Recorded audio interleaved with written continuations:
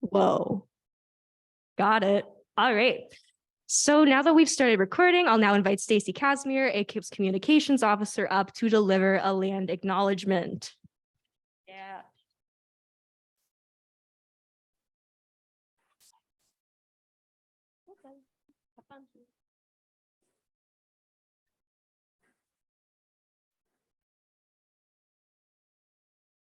Bonjour tout le monde, merci Carly. Donc, nous aimerions commencer par reconnaître que l'UQAM est situé en territoire autochtone, lequel n'a jamais été cédé. Nous reconnaissons la nation Kanankehaga comme gardienne des terres et des eaux sur lesquelles nous nous réunissons aujourd'hui. Tiohtià:ke, Montréal, est historiquement connu comme un lieu de rassemblement pour de nombreuses Premières Nations et aujourd'hui une population autochtone diversifiée ainsi que d'autres peuples y résident. C'est dans le respect des liens avec le passé, le présent et l'avenir que nous reconnaissons les relations continues entre les peuples autochtones et autres personnes de la communauté montréalaise. Merci.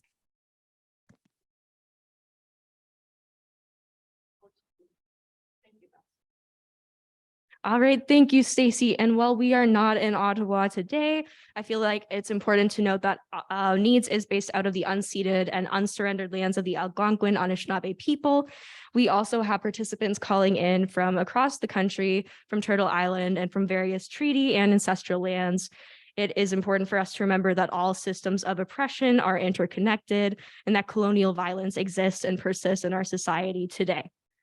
So with that, welcome to NEEDS State of the Schools Tour Montreal stop in partnership with our good friends ACIPS, l'Association Québécoise pour l'équité et l'inclusion au postsecondaire.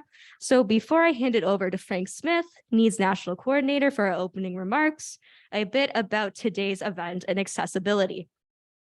First, I want to say thank you for taking the time to be with us today. For a lot of us, including myself, time and energy can be so scarce in events, especially when we discuss our lived experience, and the barriers we face can be so draining. So please do whatever you need to feel comfortable throughout the event, whether that's stimming, walking around in the back of the room, taking a nap at your table. Thank you, Elizabeth. That's my colleague, Elizabeth. You hear laughing. You'll hear from her later for her presentation. Okay, now they're all chuckling. Good job, team. So at today's event, we have simultaneous French-English interpretation by the incredibly talented and patient Gilda Baffa and Isabel Martellani. We have interpretation devices available at the registration, as well as hearing loop devices. If you take one, put it back before you leave. I have your contact information. I'm not afraid to use it. Thank you again, Elizabeth. Thank you. We also have American Sign Language and La Langue de Signes Québécoise, which we will keep pinned on the main screen here. So thank you to our ASL interpreters, Rosalie, Jamie, and Sheila, and our LSQ interpreters, Melissa Ann and Marcy Jacques. And captioning is available in English and French, available through stream text links that we will put in the chat. For our incredible interpreters, captioners, and attendees, if at any time I am speaking too fast, please let me know. I was going to get our interpreter Gilda a water gun to shoot me with when I talk too fast, because I do it all the time, but I think tech would get super mad at me. So just speak up or throw something that will not hurt the tech if I am talking too fast. Thank you for the laughs. Anyways, there are also accessible washrooms, and we have orderlies on site to take you there. We also have some awesome pre-packed lunches for all in-person participants and event staff. When eating, please try and find a space to enable social distancing. And if you have any allergies that you haven't indicated beforehand, just let the NEEDS team know.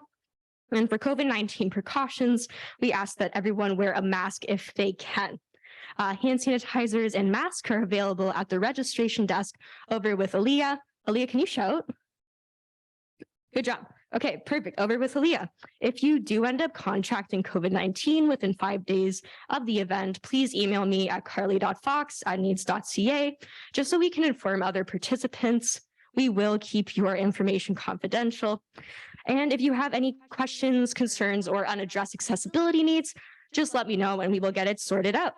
So just so you know what to expect today, because who does not love clear expectations, here's a quick rundown of our schedule. We will start with Frank Smith delivering welcome remarks, then transition to Elizabeth Muller's presentation on balancing employment and on navigating accommodations in undergrad and graduate sections. I'm thinking of another tour stop. All right, and then after that, we'll take a 15-minute break. Then Stefan Brainy and Stacey Casimir will present on ACIP's incredible work. And then we'll be joined by Sarah Husip, PhD student and course lecturer for the Disability and Deafhood program here at UQAM University, and Sylvain Lemay from UQAM's Office of Inclusion and Student Success. After another 15-minute break, it will be your turn. We will start the discussion section with small facilitated groups and some guiding questions, and then we'll share with the room what we discussed. Apparently, that's called a plenary. I don't know what that word means. Anyways, and then we'll have a facilitated town hall where you're welcome to voice your opinions, perspectives, lived experience. You get it. Okay, one more thing. I promise I will hand it over to you, Frank. I promise. I'm just going to introduce the needs teams and the ACIPS team so you know who's who. So with the ACIPS team, because we are on their turf, let me present Stacey Casimir, communications officer. If you want to wave, say hi. That's definitely Stacey. Hi, Stacey. Online, we're joined by Stefan Brainy. He's the executive director. Is he? He's there in my spirit. Okay. Jill DeBoffa, communications director, who not only is interpreting today, but has put so much work into event planning and definitely saved me from multiple mental breakdowns. Thank you, Jilda. She has to interpret that. That's so weird. It's getting weird. It's getting weird. Okay. And now moving on to the needs team, we have Aaliyah Petzak Grant over at registration, websites manager, virtual liaison, general wizard, in my opinion. We have Elizabeth Muller, research consultant, professional laugher at my jokes, and our keynote presenter today. We have Katya Newman, financial aid programs director and behind the scenes logistic legend. We have Chloe Godin-Jacques, research consultant, who you met over there at registration. Frank Smith, national coordinator, also my boss. Say nice things about me to him, please. Please. Anyways, and also me. So I'm Carly Fox. My pronouns are she, her, elle. I'm a queer, neurodivergent, and disabled student, and I'm our communications and partnerships director. I am finally done talking. I am so tired.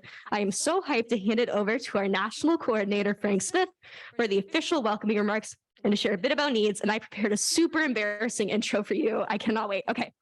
You will not introduce yourself. So Frank has been the national coordinator of needs since 1986 at Carleton University, where he got his degree in journalism. He is a veteran singer-songwriter in half of the progressive alt rock band Hallison Phase. This is incredible. And their latest album, Tendrils, is available on Bandcamp for you to listen to. He had no idea I was going to do this because he didn't give me a bio. I didn't ask him for a bio, so whose fault is it? Yeah. He was awarded the Queen's Golden Jubilee Medal in 2003 and was named one of the top 25 people in the capital by Ottawa Life magazine in 2014. He's a pretty cool boss. Here's Frank. I'll say the same thing in Ottawa. Thank you very much, Carly. That was almost too much, but so good morning. Welcome, bienvenue. Welcome to the Montreal State of the Schools event, a joint hybrid meeting organized by the National Educational Association of Disabled Students Needs and l'Association québécoise pour l'équité et l'inclusion au postsecondaire ACEPS. Thank you to our terrific ACEPS and needs teams for pulling everything together over the last few weeks. And thanks to you for joining us in person at UQAM and online through Zoom. And this is truly a hybrid event. I think I should say that this was Carly's idea, that we make sure that all of our tour stops be hybrid in the spirit of course, encouraging that post-secondary education be offered in person and online where possible to make it fully accessible. The National Educational Association of Disabled Students represents post-secondary students and graduates with disabilities, focusing on advocating for full access to college and university education and all aspects of campus life, and access to financial aid to make attaining higher education possible. NEEDS is an independent group, but we are also a member of the Council of Canadians with Disabilities. And of course, in Quebec, COFIN, which is a disability organization in Quebec, is also a member group of the Council of Canadians with Disabilities. The NEEDS State of the Schools tour is part of a 2-year project called Access for All, or Virtual Access for All, as it was named in the first place, as it began during the pandemic when meetings like this in person were not possible. This consultation and the larger project are supported with generous funding from Employment and Social Development Canada, and specifically a program called Supports for Student Learning. NEEDS Virtual Access for All project provides educational support and awareness aimed at students with disabilities transitioning into post-secondary education. Accessibility and accommodations resources are provided through our quarterly State of the Schools publications, which are most often written and edited by Elizabeth Moeller. Available on our financial aid portal, disabilityawards.ca, managed by Aaliyah Petzik Grant. While our regular webinar series has addressed topics such as self-advocacy, accessing accommodations at work and school, graduate studies for students with disabilities, and transitioning into the competitive labor market. More recently, the webinars have been expanded to include face-to-face meetings as it has become safer to meet in person. In November, the NEEDS team had a swing through Atlantic Canada and met with disabled students in their organizations at Dalhousie University and Memorial University. Those events were hosted by on-campus disabled students groups. This event in Montreal at UQAM will be followed by the Ottawa State of the Schools consultation at Carleton University, where the NEEDS office is located, as Carly mentioned, next Monday. In March, the team goes west for consultations as part of a tour at the University of Winnipeg and the University of Victoria. Again, those events are going to be hosted by on-campus disabled students groups supported through their student unions. Significantly, the current project provides more than $500,000 in financial aid to about 250 disabled students across Canada through the NEEDS Student Awards Program and the NEEDS Accessibility Resilience Program over 2 fiscal years, last year and this year. Katja Newman, Director of the NEEDS Student Financial Assistance Programs, as has been mentioned, is here today and has been instrumental in planning this event. Since 2007, once we provide all the funding in the current quarter, the organization will have provided over $900,000 to disabled students through its various awards programs. And I know that KEPS also has a significant bursary program for disabled students, which actually predated the NEEDS program. It was a KEPS idea first. So we give a KEPS credit always, and for this initiative in the first place. As vaccine and mask mandates lift and online learning options are rolled back, the National Educational Association of Disabled Students has launched a national advocacy campaign led by Carly Fox to support disabled post-secondary students' rights to safe and accessible education. Disabled students are asked to provide written submissions detailing their thoughts, feelings, and anxieties as they prepared for what were possibly unsafe and inaccessible fall and winter college and university terms. And submissions are being shared currently on our social media, Instagram, Facebook, Twitter, etc., and will be shared in a final written report as well. Submissions are being accepted on an ongoing basis for the social media campaign in both official languages, and a follow-up report will be published upon the completion of the campaign. We hope you will contribute a testimonial for this initiative and that you'll reach out to Carly Fox, Needs Communications and Partnerships Director, throughout the campaign if you are interested. And of course, when it comes to partnerships, we are always interested in having on-campus disabled students groups and other organizations in our community consider partnering with Needs going forward. In closing, I hope you will enjoy this meeting and feel it is supportive of your post-secondary journey, whatever that journey looks like. We look forward to learning from you today. ACEPS and Needs have lined up, as Carly mentioned, a fantastic group of speakers, and there will be lots of time in between formal presentations to engage and contribute in discussion groups.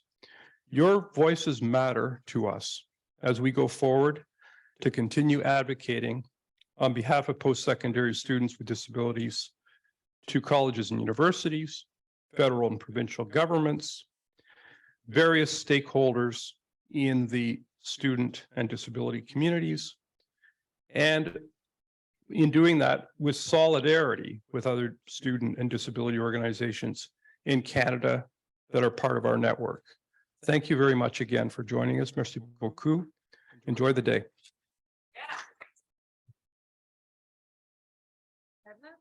Thank you. Very cool. No, I'm messing with you. All right, so thank you so much, Frank, for those welcome remarks. I'll now invite research consultant and keynote presenter extraordinaire Elizabeth Moeller to the stage for her presentation on navigating accommodations in undergraduate and graduate education.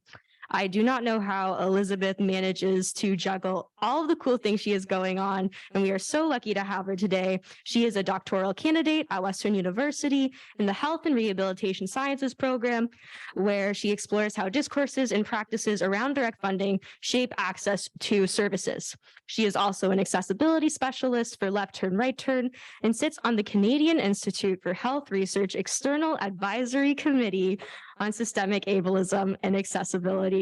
Here you go, Elizabeth.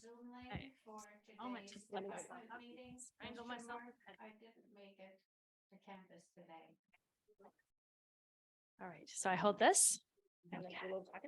Okay, can everyone hear me? Perfect. Okay, so that's great. If at any point I'm speaking too loudly or too softly or not quickly enough, let me know. My name, like Carly said, is Elizabeth Moeller. I use she, her, and L pronouns. I'll just give a brief visual description of myself. I'm wearing a long gray dress with some earrings, and I've got sort of shoulder length or just above the ears, strawberry blonde hair. So today our presentation is looking at accommodations for graduate students with disabilities with a specific focus on undergrad and graduate education. So next slide, slide 2. Perfect. So post-secondary education and disability, when we think about that, we're really looking at accessibility as an institutional practice that is regulated in publicly funded institutions, post-secondary institutions, that allows students with disabilities to participate fully, quote unquote. So I am using that in air quotes. I want to acknowledge that accessibility and accommodations are sort of two ends of a spectrum or two sides of the same coin, if you think about it that way. So accessibility is to try and make things as user-friendly as possible for as many people as possible. Accommodations are what happens when we can't make something accessible. So a really perfect example would be, if you're doing a presentation and you send it out ahead of time and you're talking through your slides, but you might also record it as an accommodation for somebody that can't be there. So I kind of like to just really unpack and unveil those terms, accessibility and accommodation, because sometimes we use them interchangeably and sometimes we don't understand what they mean. We're always going to need accommodations. So it's not like if we say, well, we'll just make everything accessible and we won't need accommodations, but thinking of it as a spectrum. So academic accommodations are typically defined as alternative arrangements by students and faculty and professors. So some examples of accommodations might be things like tutoring or note-taking, scribing services, assistive technologies, and adapted assignment formats and due dates. So notice I'm not saying changing assignment requirements, but adapted formats and due dates. What you'll notice here is this is sort of a very standardized list of accommodations. What I'm hoping today is we can really unpack and think about critically how this is a very, I like to call it the buffet, the undergrad buffet of accommodations that works for some people in some programs and not for everybody. So next slide, slide 3. So really here, what I want us to start thinking about, is this idea that disabled students will encounter varying levels of willingness in their accommodation plan. We've all been there. There are professors that are fantastic. There are disability services that are fantastic. And then there are times where we face barriers, specifically when we're in those more quote unquote non-traditional programs, those pedagogical learning environments where, the standard accommodations I mentioned the last slide just don't work. And with the implementation of accessibility legislation, it's really important to think about how we advocate, but the fact that faculty and student power relations are often quite inequitable. Oftentimes, students are quote unquote burdened with facilitating their own inclusive environment. So, what I mean here is the follow-ups that many of us have to do as students with disabilities in terms of getting documentation, paying for documentation. We won't go there today, but the thousands of dollars that's required to pay for documentation to even prove you have a disability. Being able to disclose to professors, that's what I mean when I say burden. So it's crucial for students to know and to communicate their disability-specific needs and their accommodations, yet some professors still resist and they challenge accommodation decisions. So next slide, slide 5. So we're going to think more now about graduate school. So we know that all public funded institutions in Canada are required to have accommodation legislation. And each college and university has its own guidelines for requesting accommodations. And there are often timeframes that must be met for individuals to receive accommodations in a timely manner. Disability services office responsibilities are shaped by legal requirements and undergraduate curriculum, not graduate curriculum. So I kind of talked about this, but this really creates a gap in graduate education. So for example, if you're a graduate student, you may need accommodations to also be a teaching assistant, or you may need accommodations if you're doing field work or if you're doing a practicum. And quite often those are not accommodations that are easily implemented, or disability service providers often don't know how to implement. So that's what I mean by creating a gap in graduate education. So I'll pop to the next slide, slide 6. So accommodations specific to the research phase of graduate program can come with more specialized areas of concern. So for example, at my institution, my home institution, if you're a teaching assistant, that goes through human resources, not the Office for Students with Disabilities. However, that being said, when you're a graduate student, you are required to TA as part of your funding. So it's a little bit tricky because you're bouncing back and forth between two departments. Sometimes those departments don't communicate. In my case, just anecdotally, I had to actually write a letter to our dean to explain what accommodations I would need as a teaching assistant, what duties I thought I could take on, and which duties I might find prohibitive. Not all students want to do that. And again, I talked about that burden. That's an extra burden on me as a student with a disability. When we think about laboratory settings or fieldwork requirements, graduate seminars, theses, and major research papers are really difficult because those are not set in place in the traditional classroom environment. So for example, accommodating somebody that might need to take longer to do a thesis, or accommodating somebody in a laboratory. I have a colleague who requires an attendant with them in the laboratory. That was an accommodation that the university wouldn't put in place. It was quote unquote too much money. The supervisor and the colleague were able to work together to get some funding. But again, it goes back to that invisible labor, that invisible burden that many of us as students with disabilities face. And post-secondary students with disabilities in graduate school often face ineffective or experience ineffective or inefficient accommodations. And I talked about this with the teaching assistant. The other thing I would add too is that in some programs, if you don't TA or you can't TA because you're not accommodated, you'll lose your funding. I have a colleague that's in that position right now, or your funding is reduced. And so really what we need here is a more individualized approach to accommodations, one that really looks at each student's needs.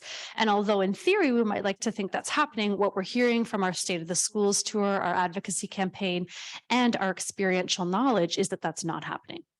And I'm getting a little bit of echo. I don't know where that's coming from, but we'll try. Next slide, please. So we're on slide 7 in case that's helpful. So graduate student research work and assistant roles outside of a specific class can be categorized as personal studies and then can be rejected. So for example, in my lab, I'm an RA, a research assistant, and I need a lot of accommodations to attend conferences. So one accommodation would be a support person to go with me to a conference to present. Another accommodation might be assisting with database research if databases aren't accessible. Again, as an RA, it's a tricky gray zone that you're in because who provides it? And again, human resources would argue, well, that falls under a student, or that's not something that we can provide because of the cost, or simply, if you can't make that conference, just don't go is the attitude, but you're missing out. And I'll talk about this in a few moments. You're missing out on opportunities that are going to bolster your CV as an academic, and also opportunities that can help you further your education in grad school. So that's where it gets tricky. Disability service offers might provide partial accommodations to graduate students for travel events, but support services are not always available. So again, in my case, my supervisor and I actually worked together to find funding, and we hired a research assistant in our lab that goes with me to conferences and helps with database research, or even helps with things like preparing scholarship applications. So again, off-campus graduate events or conferences, that's really tricky. Who pays for it? Sometimes student unions can chip in. I know at Western, our student union will help cover costs for students with disabilities if they're going on an outside the classroom learning opportunity experience. So that could be, yes. Absolutely. I can definitely speak slower. You can just water gun me. Yeah, so I was basically just saying here that student unions can help as well to cover some of those costs. And I really want to note here that one of the big challenges is that when we're constantly missing out on these opportunities because accommodations aren't provided, we're ultimately impacting our ability to be hired in the professorate if that's what we wish, or to continue furthering our graduate education. So example, master's to PhD. So I just want us to reflect on that as we move to slide 8, and I'll just give a moment for us to catch up. So student supervisor relationships are really critical. They're vital to success. So in my case, I met with my supervisor. I interviewed supervisors, you might think of interviewing, I don't know, people that you're thinking about applying for a job. I interviewed probably close to 8 supervisors before I found the one I wanted. I asked questions about whether they'd be willing to work with me to get funding to help me in conferences and in the lab and at events outside of the traditional classroom.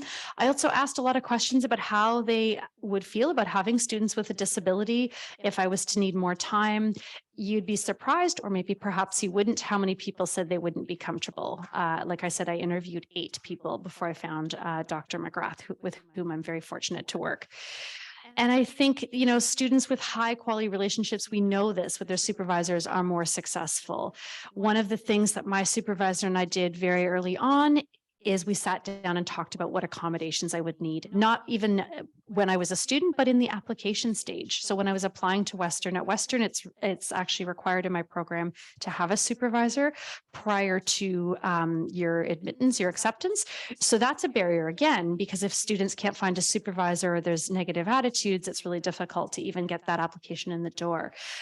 So my supervisor and I talked about what accommodations I would need, what funding I was going to apply to, and how that would look.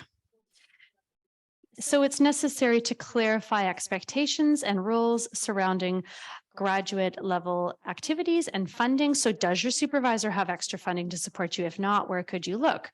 Graduate student employment. Will your supervisor expect you to be employed as a graduate student? Are they going to support that? If not, what's that going to look like? Frequency and nature of meetings. So some people, due to their disability, require more frequent meetings to stay on track. That's okay, but you want to really clarify that right when you're getting into the gate. Timelines and the frequency of feedback provided of work. Timelines are really key in grad school. We all know that, but making sure that if you need those adjusted, your supervisor's on board. So just an anecdotal example, in my program, the comprehensive exams take 5 months. I could have had more. My supervisor and I talked about more time. I didn't need it, but making sure that that's discussed up front is really important. And responsibility for thesis topic development and methodology. And I put this one in here because when I was interviewing supervisors, a lot of them weren't comfortable with me bringing in my own lived or experiential knowledge of disability or with some of the methodologies I was proposing. So it's really important that your supervisor and you have a good understanding of your topic and your methodology. Of course, that's going to change throughout your graduate work. That's completely normal, but just making sure that your supervisor is okay with what you're developing. So I'll move to the next slide. I'll just take a pause to make sure everybody's caught up. So being able to have open conversations with your supervisor is really important. So I'll just share an example from, again, my own work. There is talk of a conference in Denmark in August. And my supervisor and I talked about what I would need if I was to go. And then we worked together to start advocating for finding funding for a support person. So those are the kinds of conversations that you might want to have. You also want to think about accommodations framework in post-secondary because it requires students to identify and to understand their accommodations and what they're eligible for and request those. So if you don't know your accommodations, there's great resources, including on our own needs website where you can look to find those, but you really want to be able to talk about what accommodations you need in a way that's accessible and understandable to people that may never have encountered them. It is important to understand in graduate school the essential requirements. And we talk about accommodations certainly as adjusting, but never modifying expectations or course content. So you really want to make sure that when you're thinking about the program, you're always going back to, this is an accommodation that I need, and here's how it's not going to impact in any way or change the essential core competencies or requirements of a program. That's really important, and NEEDS has some great papers on that as well, if you're interested. So I'll pop to the next slide. So making graduate education more accessible. So we know that barriers in the admissions process happen. At Western, there's some wonderful work being done to identify those. Those barriers can be anything from application processes for grad students that don't take into account alternative research paths. What do I mean by that? Really, what I mean is not everybody has 1,600 peer-reviewed publications under their belt or has their name in the top journal. Why? Because we know as students with disabilities that quite often we're not getting into those spaces. The space isn't accessible digitally or physically. Perhaps we haven't had our methodology approved, or our methodology is maybe an arts-based method that isn't seen as quote unquote scientific or credible. Perhaps we've taken longer to complete and we're focusing on our coursework, so we didn't get those publications. So we know that there's barriers in terms of that. There's also barriers in terms of conference attendance. There's barriers in terms of the type of research that we want to do, and is it seen as legitimate or scientific? And I'm not such a relativist that anything goes, but I also recognize that different forms and streams of research come out of lived experience. So when I talk about barriers at admissions, that's what I mean. And available accommodations, especially at the admission stage, are often not communicated. So at Western, we recently just put something up on our website that says, if you need an accommodation to apply here, to get in our doors, please reach out. But we didn't have that. And that's a problem because then people don't come through the door and they don't apply and they turn away. And that's a really big issue with students with disabilities getting into graduate school. Funding and financial aid. I won't speak too much to this because we've got some wonderful programs that Katja can talk to you about on breaks, but there's often not funding for students with disabilities, or funding is inaccessible. I applied for Tri-Council funding when I started my PhD, and a friend and colleague of mine spent 7 hours working through the Common CV with me. That's how inaccessible it was. So we can imagine that again, it deters people and they don't come through our doors, or they don't apply for funding, and in many programs, it's a requirement to have applied for funding. So again, what are we doing? What are our processes and policies that might be pushing people away inadvertently without us even thinking about them pushing people away? And a lack of disability-specific funding. And I'm proud to say NEEDS has some great programs, but also I'm proud to say that through the Canadian Institute for Health Research, I'm working on some collaborations that are going to ensure that students with disabilities can get funding for conferences and travel. So more about that in the future. And we'll pop to that next slide here, slide 11. So in graduate education, individualized accommodations is so critical. And it really involves us as the student at the center of the coil or the circle. We're leading the conversation with our advisor, but that's often, as we know, not how it is. I shared with some colleagues at the beginning of this year, I had to go and prove in person that I still had a disability, that I still needed accommodations, and then sit through a conversation where I learned about what accommodations were available. And while that's really helpful for somebody maybe in their first or second or third year of undergrad, a third-year PhD student probably knows that information and can direct that conversation. So we need to change how we're framing and naming accommodations. And lack of accommodation can and does impact the learning attainment of students with disabilities. And I'm not just talking about book learning here. I'm talking about all the things we do as students and grad students outside of the classroom. Do you join the student government? Do you join a leadership opportunity on campus, like a placement or practicum? Are you somebody in your program that's taking on some leadership work? Are you teaching a course or lecturing? So all that's impacted when you don't have accommodations. And many graduate students with accommodations do move with PhDs into postdocs, but again, challenges with a postdoc, at least at Western in my program, you're not really a student, but you're not really an employee. So where do you fit? Maybe that's the name for a good paper coming up. Lack of appropriate career and employment transition supports. I'm proud to say at Western, we have a career specialist that helps students, graduate students specifically with disabilities. But that's not the case in every institution. And so how do you plan when you don't have supports to plan? So we'll pop to slide 12, understanding accommodation needs. So with accommodation needs, it's important to understand your own disability and what your needs are. The searchable online accommodation resource can do this. There's a great database. You can pop in exactly what your disability is or your functional limitation, and it will show you a list of accommodations. If you don't know, it's a terrific place to start. And students should evaluate your accommodations and see if they're working, what's worked in the past and what's not working so well now. So I know for myself, I did my master's at the same program. Again, I had a terrific supervisor. We were able to implement some, I don't like this word, but it's what Western calls it, human support. So that's basically a support person to help you with research activities. I knew it worked and I advocated for that to be implemented again. So just knowing what works. And discuss accommodation ideas with disability services coordinators, but also with your supervisor and with other peers with disability. There's so many great resources out there to connect, again, through needs with other peers with disabilities. Discuss what's worked for you. It might resonate for somebody else. And that's really important too, to just have that collaborative conversation. So I'll pop to the next slide.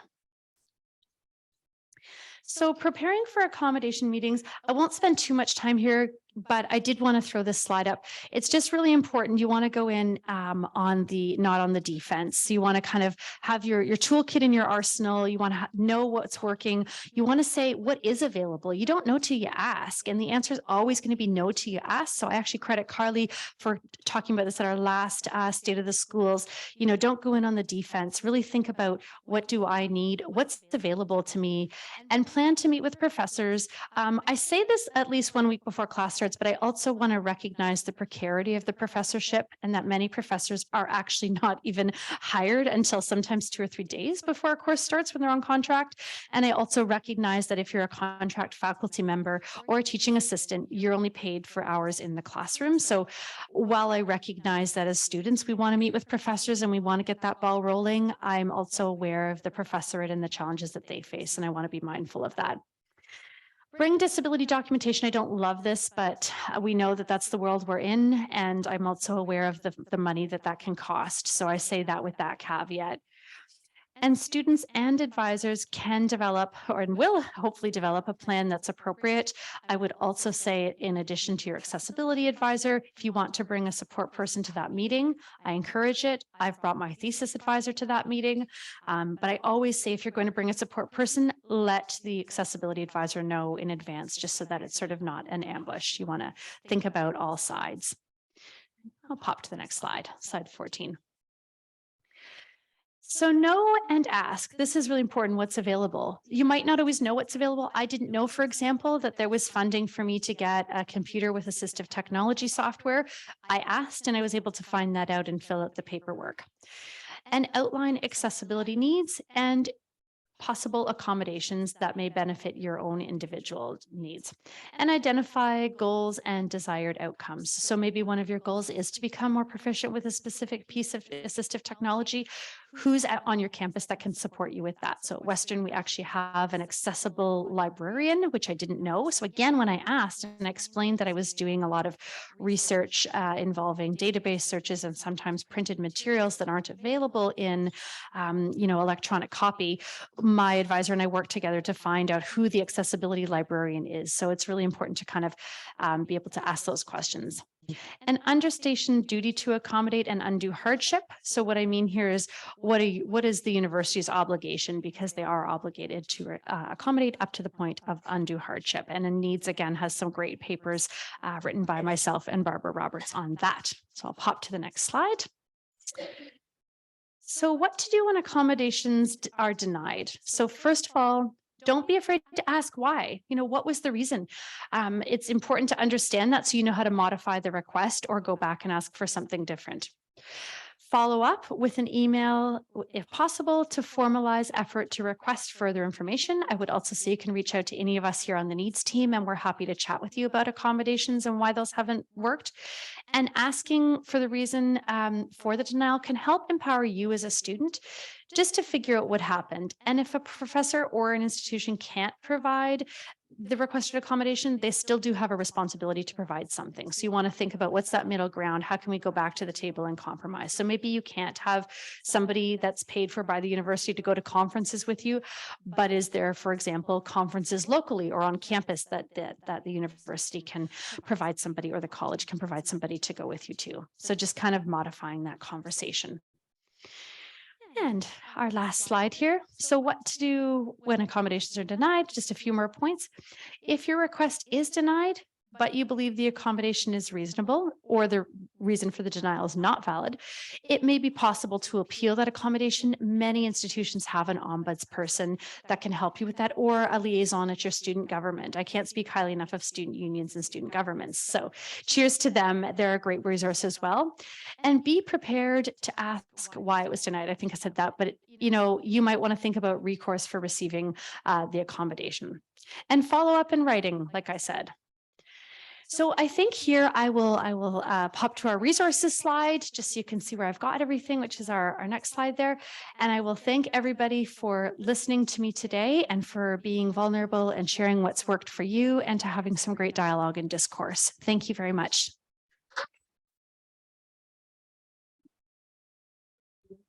I'll be able to take you back to your seat. All right. I'll let this happen. Go team. All right. So thank you so much for that awesome presentation, Elizabeth. So now with that, we're going to go for a bit more than a 15-minute break. So I will see all of you back here at 1:15.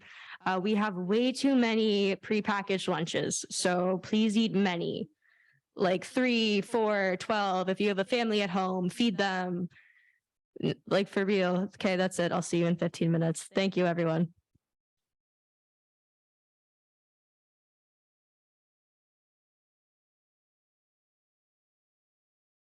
And we're recording. Thank you, Alan. And then Aaliyah, can we get spotlight on ASL and LSQ? Slay.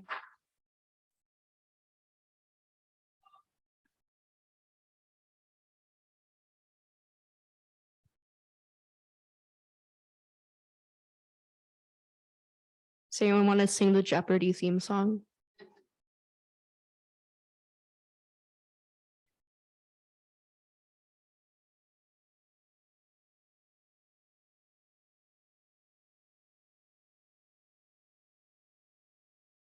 Do, do, do, do, do, do.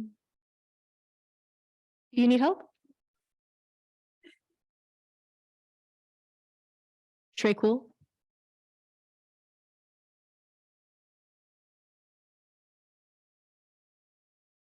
Okay, then we have our interpreters good to go. Other interpreters who do French English seem like you're good to go. All right, then welcome back to Needs State of the Schools Tour Montreal stop. For the next section of the event, I am so excited to hand it over to ACIPS to share more about their organization's work. And then we'll hear from Sarah Huzef from UCAM's Disability and Deafhood Program, and Sylvain Lemay from UCAM's Office of Inclusion and Student Success. Stacy, it's all yours. Quick thing about Stacy. Stacy's only been with ACIPS as a communications officer for 9 months, but has brought such enthusiasm and really awesome graphics to the organization. They're gorgeous. Stacy is in her Bachelor of Communications at l'Université de Montreal and regularly volunteers, notably in her community of Montreal North. There you go. Merci, Carly. Thank you, Carly. So, hi everyone. I will present for the Quebec Association for Equity and Inclusion in Post-Secondary Education, so ACIPS. Who are we? Since 1991, ACIPS has been fighting, advocating for the equality of opportunities for students with disabilities in post-secondary education. This association was created by and for students with disabilities. It was created by necessity. The needs for students with disabilities and resource people were so great, so big that we had to create such an organization. We are located in Montreal, but we offer our services everywhere in the province of Quebec.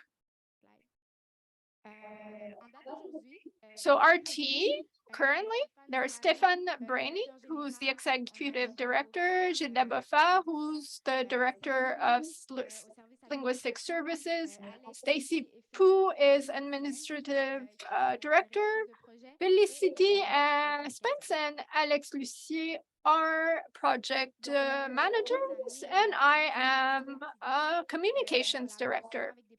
We work on many activities, research projects, webinars, conferences, panels, roundtables, workshops, so many activities. We collaborate with many partners. Needs, as you can see today, our pan-Canadian sister organization, COFAN, with who we now share our office, the Quebec Student Union, Independent Living Montreal, and the Accessibility Standards Canada. We've also been offering for over 20 years scholarship programs. Thanks to our generous donors, partners, members, we've been able to give scholarships to students with disabilities everywhere in the province every year.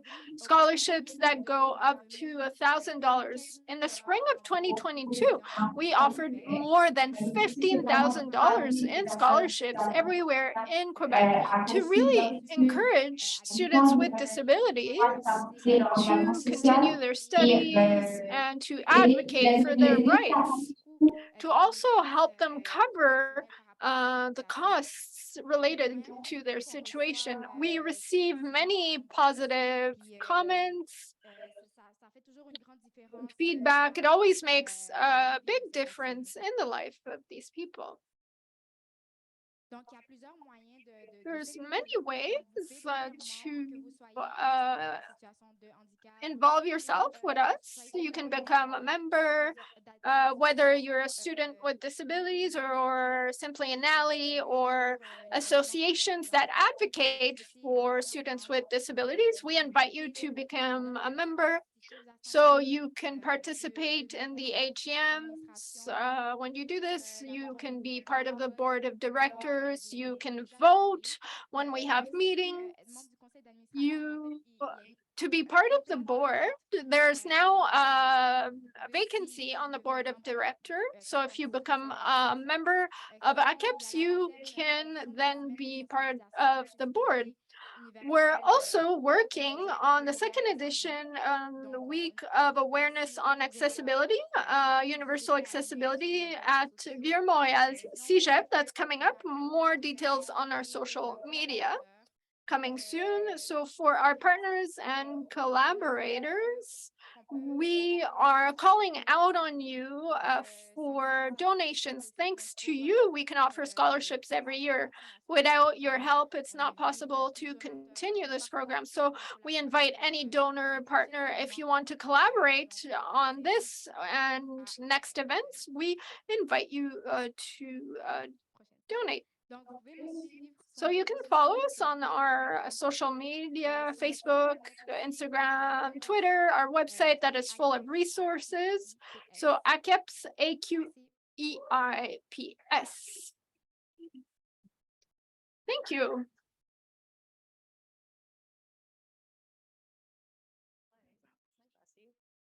Is this thing on?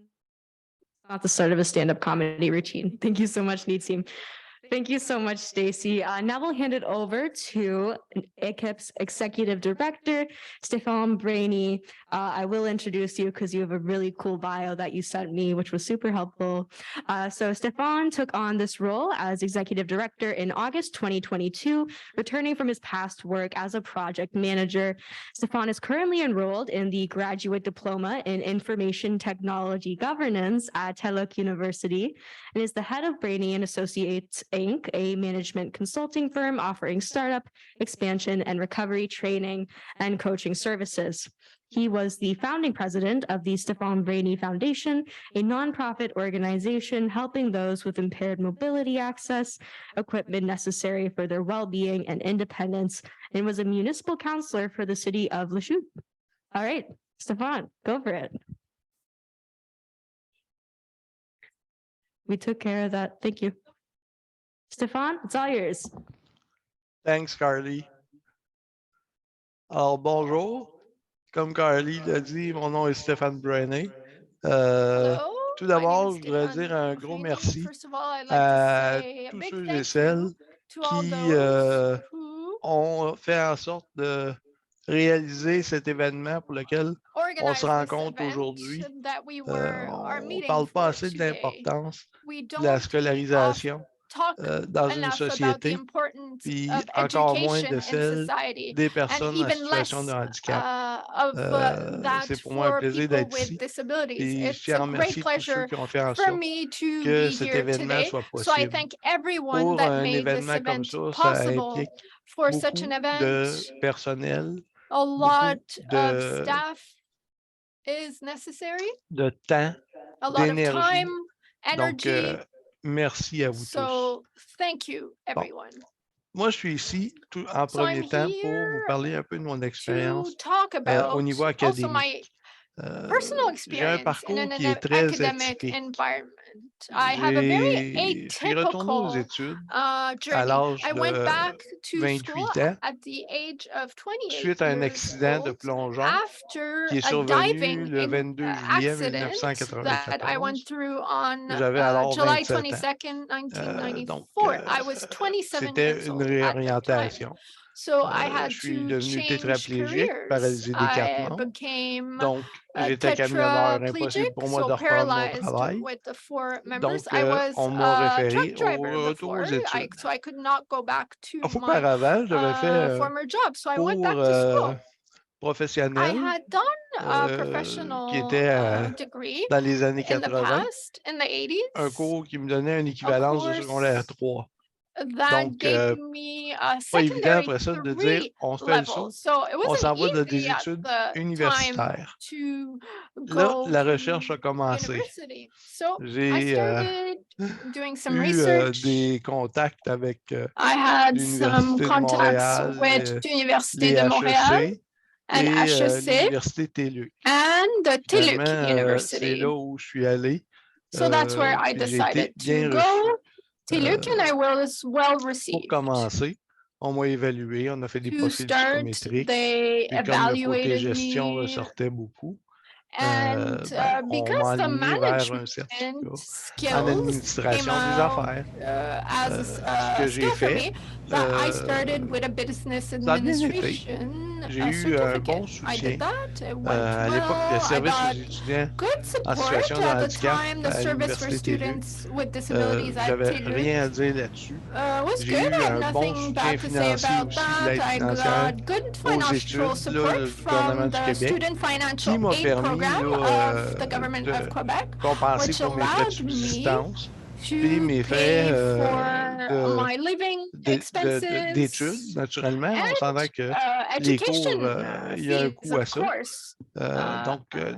Mes études ont duré So my studies de 2000 à lasted 2005. Le certificat s'est 2000 transformé to en baccalauréat en 2005. administration From a des affaires. certificate, Donc, I en went 5 to ans, then the j'ai eu bachelor's degree ce in business soutien-là. Ça a super administration. bien So in été. 5 years, Ça m'a I permis got the d'avoir le support baccalauréat en that went administration des affaires. very well and Donc, je me allowed suis me dit, to get a bingo, bachelor's degree. j'ai un baccalauréat en administration des affaires. I Je vais went trouver for un it. I emploi sans went problème. for getting. So Ça when s'est I pas got tout the à fait passé comme bachelor's, ça. I thought, oh well, I won't J'ai have dû a problem finding a job, but that's not passer exactly what happened. plusieurs I entrevues, puis il y a had to go toujours on many une problématique par rapport au interviews. handicap. There was always an Ça, c'est issue une autre relating chose, to c'est my disability. l'employabilité.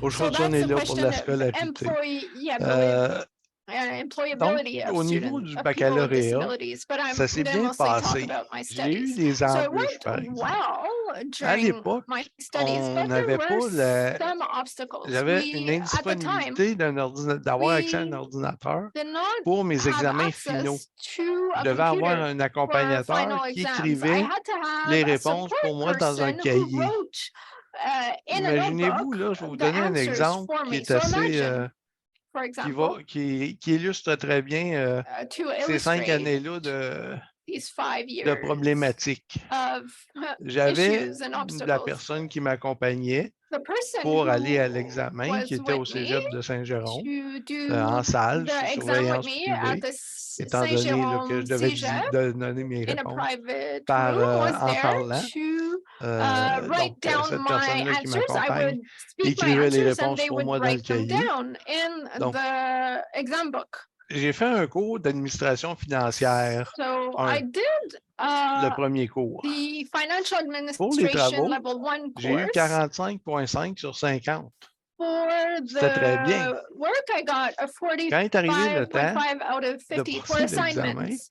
But aller when it was expliquer des time to do formules the sur exam, une valeur actuelle having to nette ou une explain valeur mathematical actualisée, formulas c'est très on difficile. net values Donc, à and things l'examen, like j'ai that eu on someone who doesn't 10,5 know sur about 50. that, it was Fait que ce very cours-là a difficult. So été I très got a difficile, entre autres. 10.5 out of 50 Donc, on the exam. So it ça was a very été une hard. problématique. So that was Puis, an issue. on a tenté, je me suis impliqué à So l'époque à we l'association tried. étudiante At the time, de I was part l'Université of the TELUC, student union même au of conseil TELUC d'administration de University. l'Université I was TELUC. even on the Puis, on board parlait déjà à of the l'époque là, de la university, possibilité and we were pour les already étudiants en talking situation de about the handicap possibility d'avoir for accès à un examen students en with ligne. disabilities to have access to Pour an ceux qui connaissent online l'Université exam. TELUC For those who know ou qui ne la TELUC connaissent pas, University depuis or 72, not, c'est since une université à 72, distance. it's Donc, tout se since fait à 1972, distance.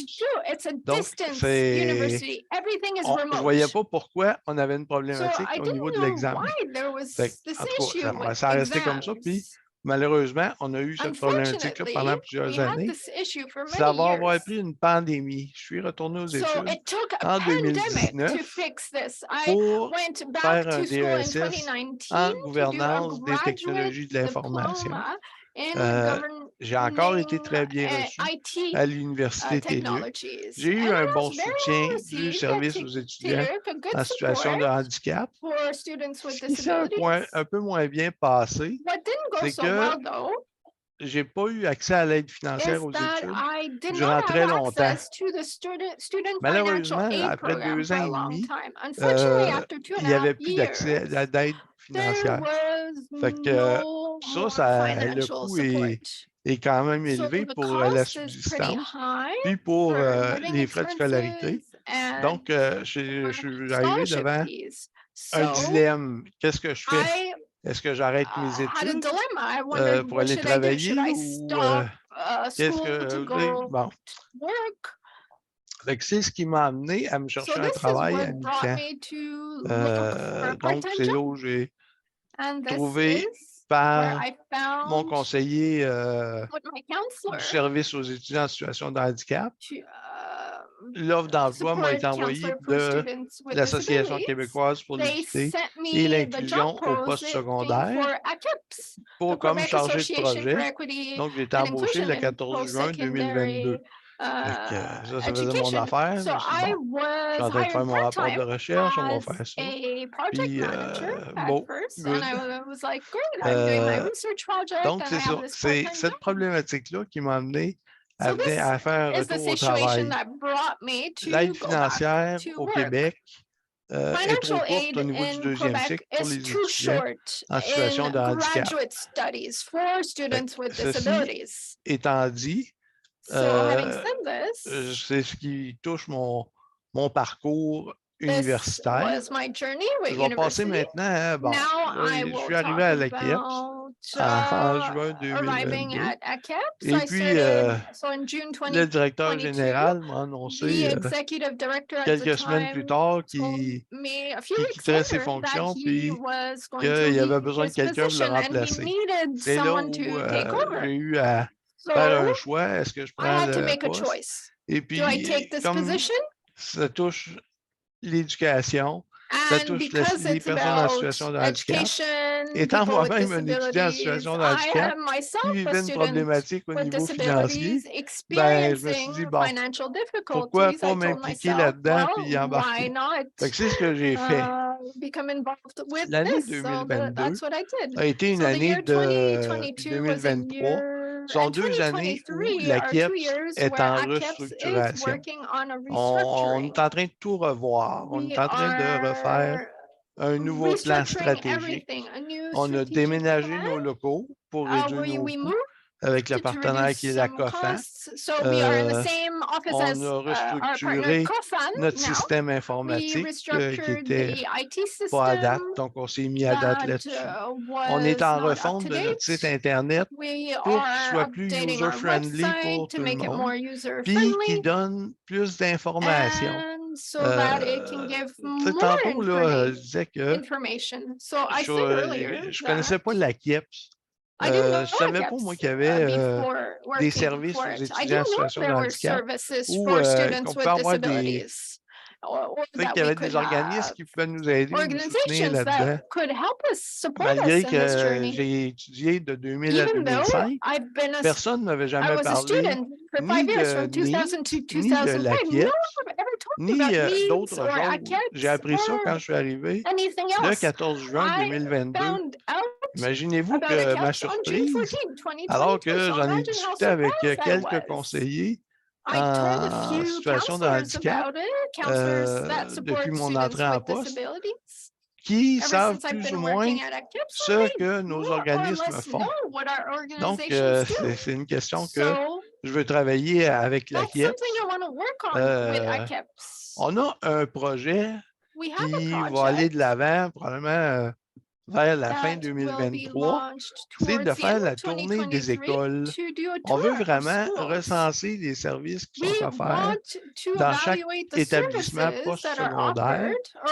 pour identify démontrer rather the les services offered disparités in qu'il y a each entre ceux-ci. post-secondary On veut institutions trouver to les meilleures show the pratiques, disparities puis on veut between them, finalement find the best proposer practices, and avec finally nos partenaires propose là, with our un partners at modèle the qui pourrait Ministry être of Education adaptable a puis qui model permettrait that could d'uniformiser standardize les services de soutien services aux for étudiants en students situation de to handicap support partout au Québec. services On for veut déposer students ça au with ministère de disabilities l'Éducation et across au ministère de Quebec. We l'Enseignement supérieur. want Fait to que ça va do être this un de with the nos gros Ministry of projets. Education and higher On en a education. plusieurs That's comme one ça. of our big projects. Stacy, We tantôt, on have parlait du many. projet du programme de bourse. So On veut le Stacy talked poursuivre, on veut about the scholarship l'améliorer, program. on We veut want le to continue bonifier. it, Pour ça, ben, comme elle l'a improve dit, on a it, besoin des partenaires.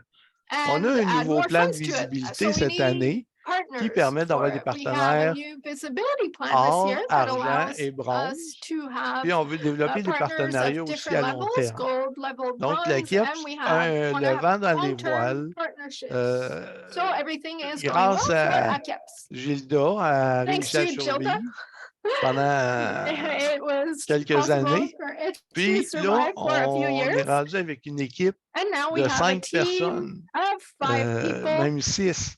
6 Ça va even. bien. Il So faut qu'on things continue are là-dedans. going On veut well. We rester have to stable, on continue veut continuer à and avancer. keep being stable Pour ça, ben, on and a keep besoin going des partenaires, on a besoin de ahead and vous, continuing. For on a this, we besoin des need partners. membres. We need you, On fait un members. appel aux membres. So we're calling out Venez nous to voir, venez voir ce qu'on members. fait. Come see us, come see On what we va suivre nos do. réseaux sociaux. Follow our Vous allez social voir, quand on va networks. sortir notre nouveau site Internet, You'll see when our ça va new être très website comes intéressant. out, it's going La to be KIPS very interesting. est là So pour ACAPS durer. is there Fait que to merci last. à So tout le thank you. monde. Merci de everyone. m'avoir donné l'opportunité Thank you for de giving me this partager un petit peu opportunity to mon vécu share avec vous autres, puis my experience où on with you part avec la KIPS, puis on veut, and where où on we're veut going aller. with ACAPS Alors, and where we merci want et bonne to continuation. go. Thank you and good luck for the future. It's yours, Carly.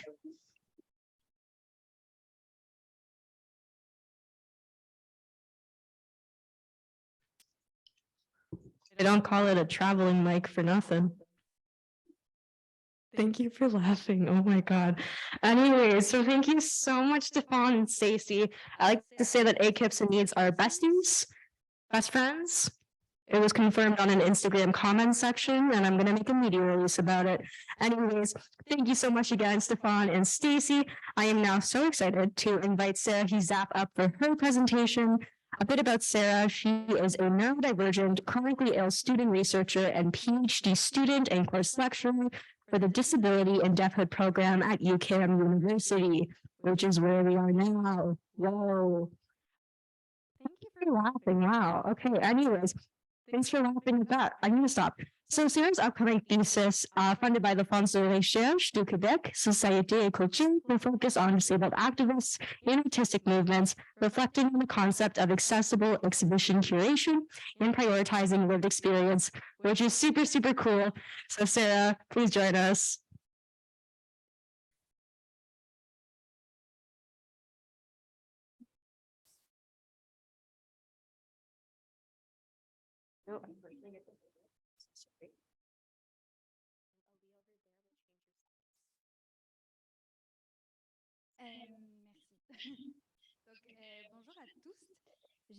So, hello.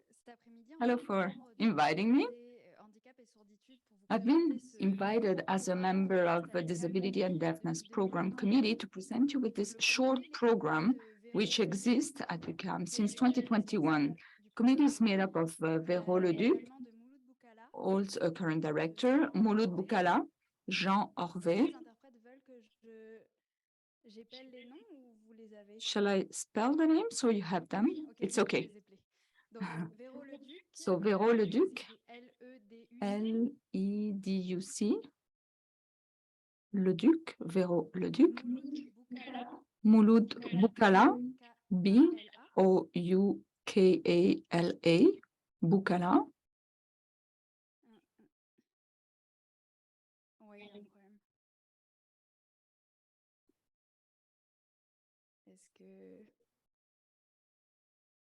There seems to be an issue.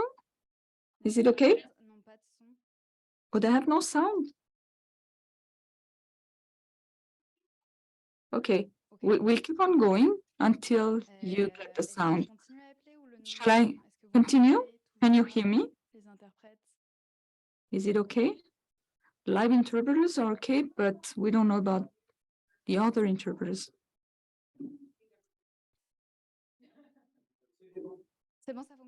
It's okay? Can you hear me? Okay. So I just want to make sure that everybody had access to the information. So hello, everyone. I have been invited as a member of the Disability and Deafness Program Committee to present you with this program, which exists since 2021 in UQAM. Committee is composed of Véro Leduc, Mouloud Boukala, Jean Orvet, RVAS, Mireille Tremblay, TREMBLAY, Sylvain Lemay, LEMAY, and myself. Now, before presenting this program, I was also asked to introduce myself and what I do at the university. And I've made my habit to cover my presentation of background with a description that meets accessibility practices. So to describe myself, I am a white person in my early 30s. I wear today multicolored pants with a dark top and a dark jacket. I have my hair tied, and I also wear some earrings, silver earrings. So I can also add that I am a personal researcher and a disabled person. I specify sometimes that I'm also neuroatypical researcher and chronically ill researcher. Now, depending on the situation, I can pass as an able-bodied and neurotypical person, non-disabled, depending on the situation and places I find myself, and also depending whether I want to mask it. It's also important to specify that I am of the generation of the first-time students in my family history. And I was able to study at the university in France first, and then in art history, up to the level of master, thanks to the grants that were attributed on social criteria to the scholarship housing, which develops also missions of social assistance. Then I resumed my studies here in Montreal in 2019 as part of a PhD in communication at UQAM, and my research today now is funded by FRQSC. So with this information about my social background and also the learning difficulties I experience, I am what is called a multi-dis person. So a person who experiences multiple learning issues. In this case, in my case, it's dyslexia. I'm dyslexic, dyspraxic, dysgraphic, and dysorthographic.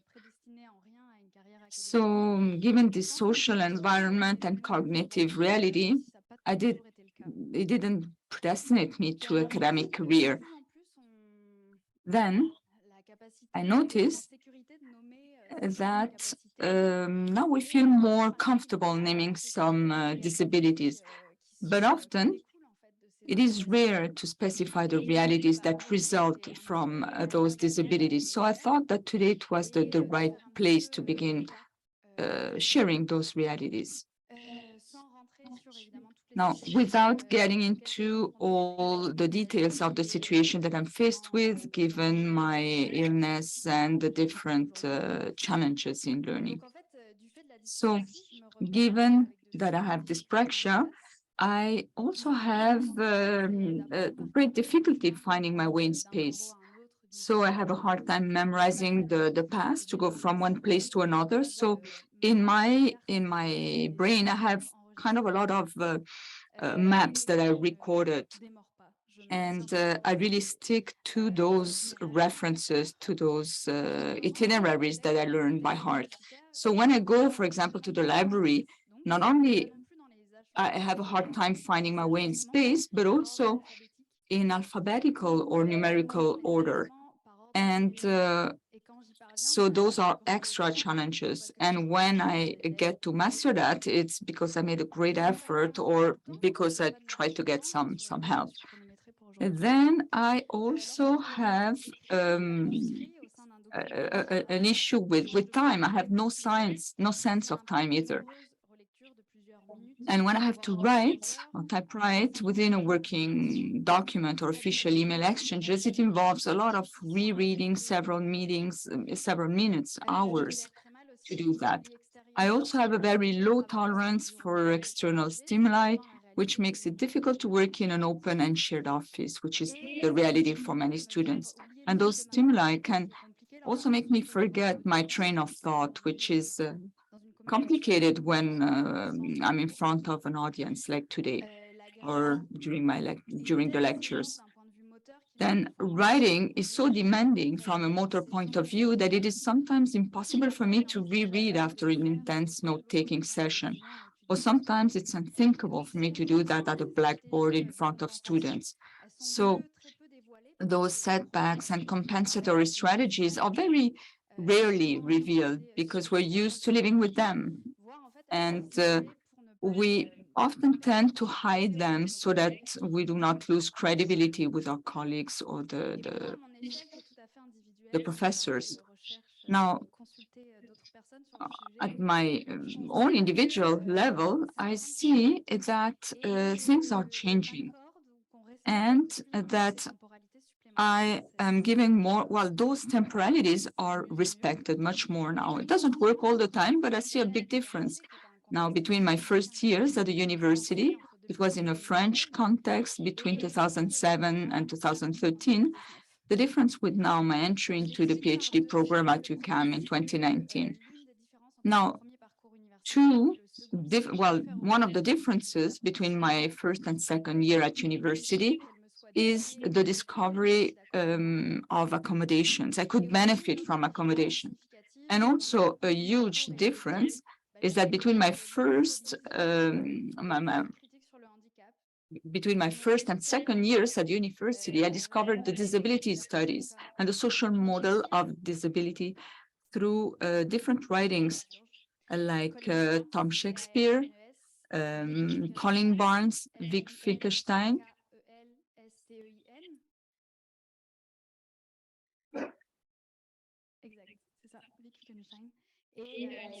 And also Liz Crow, CRW. So then a whole new world appeared to me. And I remember frantically reading every piece of writing that was available on the internet. I called that my epiphany because it allowed me to understand and analyze situations of discrimination and impediments experienced in everyday life by myself or out of the university or experienced also by my family circle, since I grew up also with disabled parents. And then those individual discrimination turned into real exercises of understanding discriminations on the basis of disability as being inscribed within a larger systemic oppressive system, producing this situation of disadvantage. So imagine when I discovered disability feminist theories a few years later. So I was able to use that expertise to give more concreteness to those theoretical reflections. They were stemming from disability studies, which were also forged at the origin on lived experiences of users. So it helped me position myself in a university and professional environment. Now, in my academic work, I defend research approaches by and for people primarily concerned by the subject of the research. In that case, it's disability understood in a broader sense. I'm interested in the social movements with disabilities in the 70s and 80s. And for this reason, I visited the archives of disability rights and independent living movements in Berkeley, California, and National Disability Art and Collection Archives near London, England this winter. And I had personal access to the archives of Catherine Frazee in Canada. So I tried to analyze how early disability arts are interrelated to these early human rights movements. And also through that research, I tried to apply a contemporary anchor to them by preparing an exhibition that will be part of the UQAM Galleries programming as of February 2024. Now, this evolution in the way of thinking about disability has been structured and consolidated thanks to attentive research direction that takes into consideration my needs and temporalities with disabilities. By reception within the services now called Bureau de la Réussite et de l'Inclusion at UQAM, and the implementation of arrangements that have been more than beneficial. And finally, thanks to an academic environment that is currently very open to reflection on critical disability studies and deaf studies, but also to pre-handy feminist theories and social-cultural perspectives. The development of critical studies of disability in the Francophone sphere allows for the development of analytical tools such as those I have just mentioned, which also allow the understanding of the phenomena for which there were no terms yet. Thinking of terms like social subjective model of disability or diversity of abilities or ableism. So those words, those neologisms are important because they serve to name new perspectives of analysis of systems of discrimination or even histories and countercultures. And they highlight situations that were not defined yet. So it's in this axis that the disability and deafness program is integrated. So this is the program that I'm presenting to you now, introducing to you. Slide 3. So it's a short graduate program, Disability and Deafness. It's a program that was born in 2017 called Right, Citizenship and Disability, Strategies for Emancipation. And since the beginnings, the program was aimed at bringing together and engaging in dialogue with the various environment in which people of diverse abilities practice, or even people who work with people with disabilities. And I'll use that term, diverse abilities, because it's a term that is recent. It refers to the idea of thinking about disability as a spectrum. So rather than opposing two fixed states where there would be non-disabled people on one side and disabled people on the other, we focus more on all the states and form, permanent and impermanent, that disability can take, taking into consideration disabled people, chronically ill people, psycho and neuroatypical people, and deaf people, while taking care to identify and deconstruct those two opposites, because they also produce norms that generate discrimination towards disabled people. So this program is now completed by two other courses, the course on media representation of disability and deafness offered in the fall by Mouloud Boukala, and the course about disability and deafness, strategies of communication, research and action, that is given in winter by Véro Leduc. The objective of these courses is to participate and educate in the recognition, promotion, and exercise of the rights of deaf and disabled people. So it is a relatively young program that has been built and adapted over the years, following the current needs and expectations of people of diverse abilities or those who work closely with them. So with the present researchers, also in collaboration with the present researchers on the topic. Now, the program is multidisciplinary.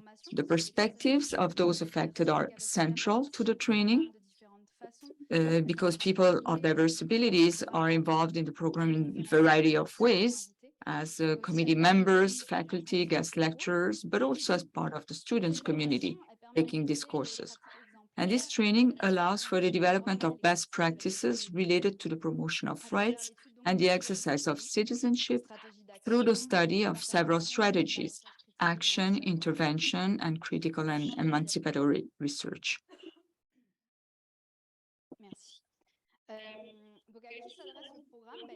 So who is the program for? Well, it's for anyone who works in any capacity with people of diverse abilities, anyone who works to promote the rights of people of diverse abilities. And so anything relating to equity, diversity, and inclusion. Also, graduate students who want to do a specialized concentration on disability and deafness. And finally, accommodations. a few words on accommodation, because we noticed that more and more persons taking the course were also of diverse abilities. So accommodations are being made over the years, depending on the situation. For example, in the course of Véro, who is a deaf teacher, the lessons are given in LSQ, langue des signes québécoise, and interpreted into French by Geneviève Bujol, who's LSQ French interpreter. And because she can evaluate it, the deaf students who are registered in her course can submit their works in the LSQ by video, which is in keeping with the reflection and its practical application, consisting of recognizing the importance of producing knowledge in one's own language, all the more so when this language has experienced and continues to experience discrimination. Then the winter course and the summer school are offered in co-modal mode. So allowing students who cannot travel to UQAM to have access to the lessons. Another example, in Véro's course, for people who have a learning disability recognized by the Bureau de l'Inclusion, we do not count spelling or syntax mistakes. We don't have this type of sanctions that are given, because the whole purpose is really to accompany students in their reflections and not punish them for their mistakes. And finally, since last year,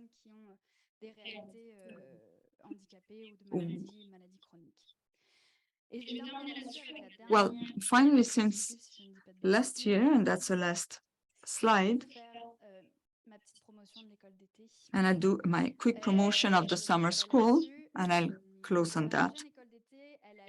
So the next summer school will be May, June 2023, 5 days of classes in presence at UQAM. So it's 2.5 days via Zoom, spread over 2 weeks, so that we allow students to have time to do their readings and to digest information, because often the summer school are quite intensive. So I will be the lecturer for this edition, which will focus on disabled and deaf cultures. And we invited artists, activists, disabled and deaf researchers who have produced, from the experience of disability and relative oppression, produced expertise through artistic, scientific, literary, and political production. So it's a beautiful, very, very beautiful program. Registrations are now open, so please do not hesitate to join us. Registrations are open until March 15. So I hope it wasn't too challenging for the interpretation. Thank you. Thank you so much, Sarah. That was incredible, kind of blown away, a little starstruck. And there's no such thing as shameless promo here. Thank you for sharing this course with us. Believe me, if I could speak French, I would, if I was in grad school. But you get what I mean. Anyways, thank you so much, Sarah. And now, Sylvain, if you are with us right now, just confirming real quick, because we are a little early in the schedule. Oh, hello, it's so nice to meet you. So thank you so much, Sarah. And now I'd like to invite Sylvain Lemay from UQAM's Office of Inclusion and Student Success up to speak on the state of post-secondary accommodations across Quebec. Thank you so much for being here with us today.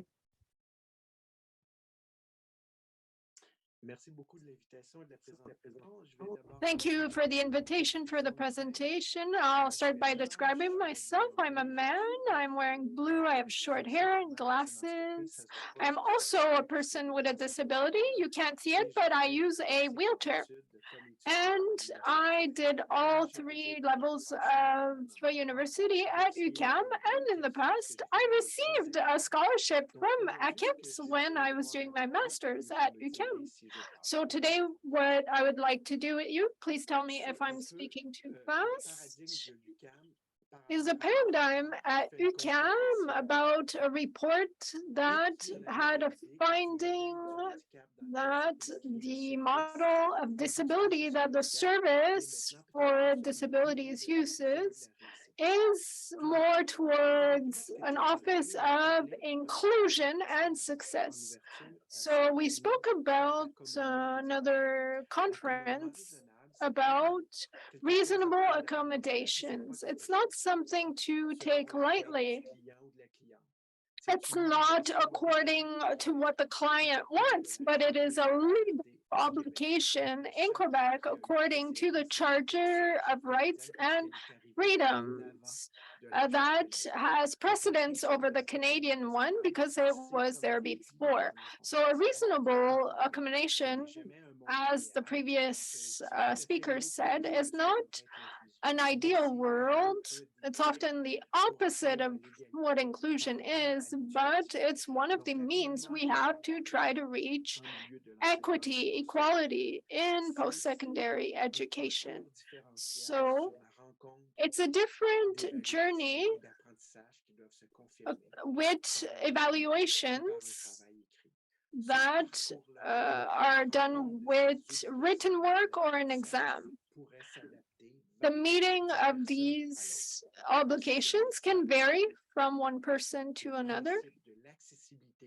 It's not a principle of universal accessibilities, but a compromise. So as was said, it is individual in an individual situation. So a reasonable accommodation, when a person asks for it, the person has to actively look for a solution, and the person who receives this accommodation does also have to look for a solution to make a bridge between what is requested and the reality. Still today, with the Charter of Rights of Quebec, rights and youth rights, it's the first reason that people make complaints. So there is a lot of work to do. So the reasonable accommodation, yes, is individual, but it is for the community. It is a collective and community responsibility for all people of a society to think differently. Which brings me to talk about Act 56 in Quebec to define a person with disabilities in Quebec, which is someone who has a significant and persistent situation. So significant in their daily life, but persistent in time. So the reasonable accommodation, the legal definition is that a disability situation is a bridge between these two models. So the legal aspect recognizes that a disability does not need to be permanent. It can be in a circumstance of a person's journey. The law that defines a person with disabilities in Quebec, Law 56, defines it as significant and persistent. But the legal aspect,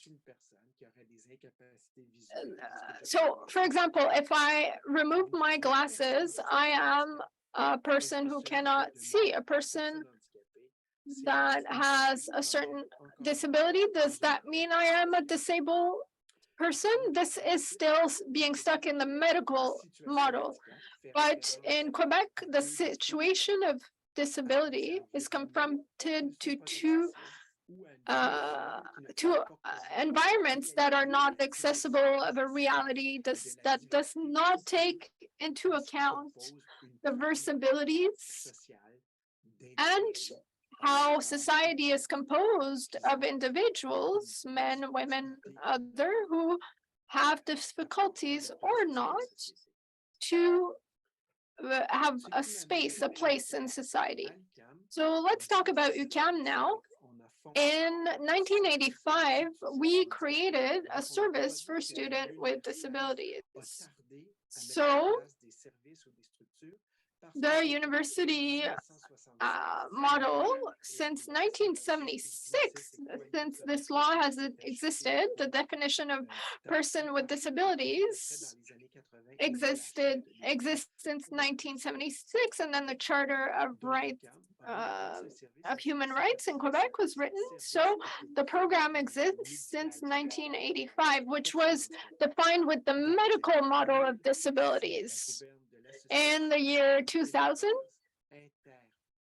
the inter-university governments of counselors, universal counselors for students with disabilities, we proposed adopting the model of the process of production of disability that looks at the disability situation.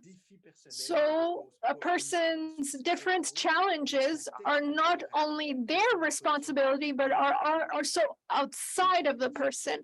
They are the product of an environment and a culture.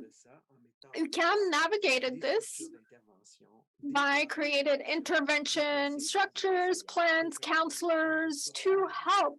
So with human resources, educational resources, physical resources, and also financial resources with scholarships that in the past were offered to a student who was a full-time student. However, one of the challenges and the factors in a person with disabilities lives is being able to study full-time, which is not always possible. So UQAM has accepted, same with the financial student financial aid program, or AFE in Quebec. They recognize that a person with disabilities who is taking 2 courses can also be recognized as having a full-time schedule. So we have scholarships according to this.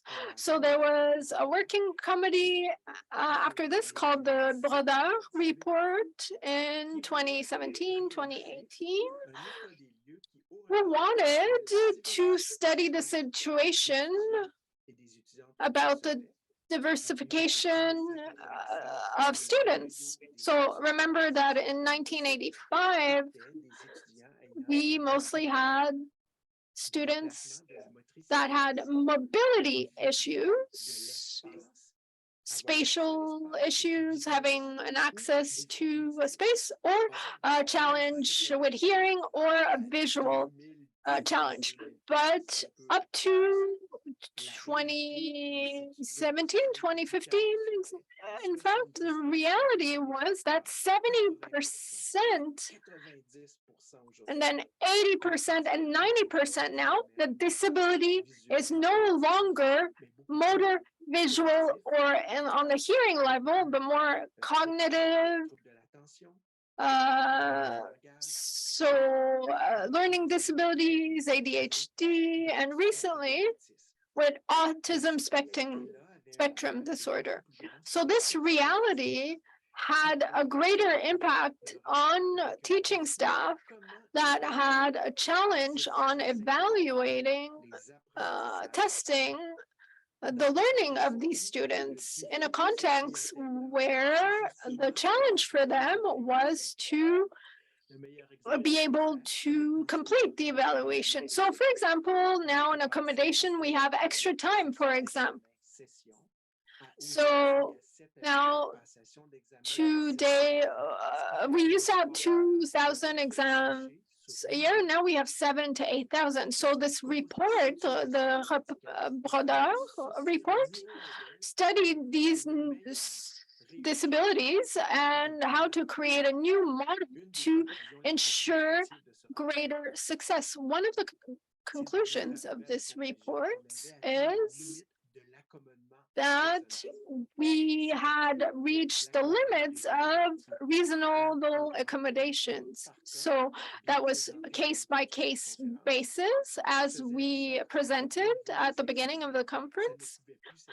So this was no longer applicable for exams because we had more and more of these students every year. So the right to have an equitable evaluation had to be created differently. So working with the teaching staff to see how the practice of evaluating learnings could be done differently. So it's work we are still doing. Another recommendation, a major recommendation of this report is to create an office of inclusion that would recruit the reality of people with disabilities, but also other groups that we could see at UQAM as groups that have special needs. For example, students, foreign students, students who are parents, also First Nation students. So Biré was born in 2019, 2020, just before the pandemic. So the Office for Inclusion and Student Success, Biré. So Marco Bacon is a First Nations person and he manages it. So this is something new. So disability had a dedicated office of services for people with disabilities in this history, but now we have an office for diversity in different forms. So for Biré, this Office for Inclusion and Student Success, we reach students from sexual and gender diversity, LGBT+++, First Nation students, foreign students, and eventually parents, students as well. So this allows now for many different professional orders to support these students. So you understand this is a major paradigm shift on two groups.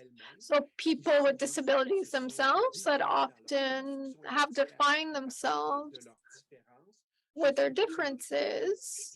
So they would say, I'm a person with disabilities, I have rights, this is my realities, and these are the rights I have. However, inclusion